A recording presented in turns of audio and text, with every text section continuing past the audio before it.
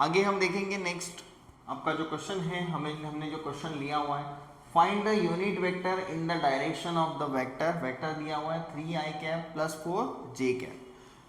तो देखो इसका अभी आपको क्या फाइंड आउट करना है, तो इसको फाइंड आउट करना है आपको, find the unit vector, direction दिया हुआ है, फाइंड द यूनिट वेक्टर।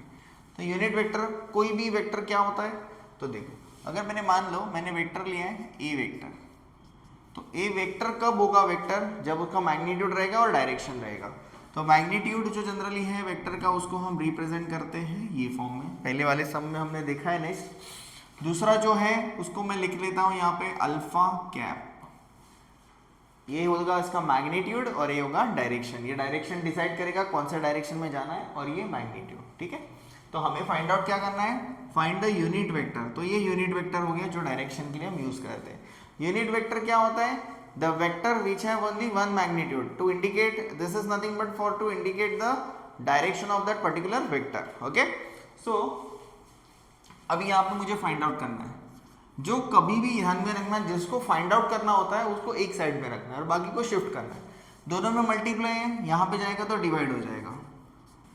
तो इसमें ए वेक्टर का हमें वैल्यू दिया हुआ है, तो ए वेक्टर आपका है 3i प्लस 4j।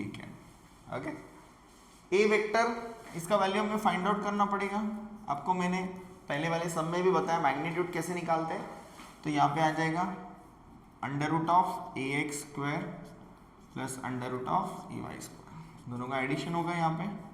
तो यहाँ पे बनेगा, आप यहाँ पे देख सकते हो, लिख लेना है A x is equals to 3, A y is equals to 4। तो ए एक्स का स्क्वायर बन जाएगा 3 square 4 square under root of 9 plus 16, तो बन जाएगा under root of 25। Okay, under root of 25 तो हो जाएगा ये 5 यूनिट्स। कुछ नहीं है तो यूनिट्स लिखना बहुत इंपॉर्टेंट होता है।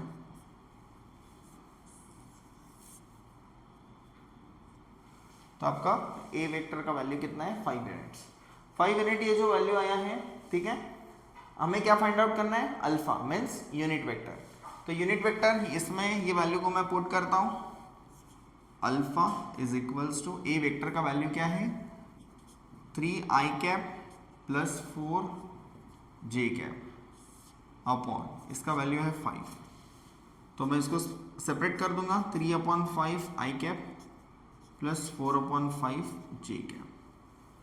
ये हमारा हो गया अल्फा। ओके, देखो यूनिट वेक्टर, वेक्टर अगर कहाँ गया है तो वेक्टर में आपका i j z एक्सिस है तो k ये आने ही वाला है। तो यहाँ पे मैंने यूनिट वेक्टर फाइंड आउट किया। ओके, यूनिट वेक्टर, तो हमारा यूनिट वेक्टर क्या है, alpha cap 3i plus 4/5j। So this is our unit vector. Okay, I hope सबको समझ में आया होगा। अगर कुछ भी डाउट है तो आप कमेंट सेक्शन में मुझे पूछ सकते हो। और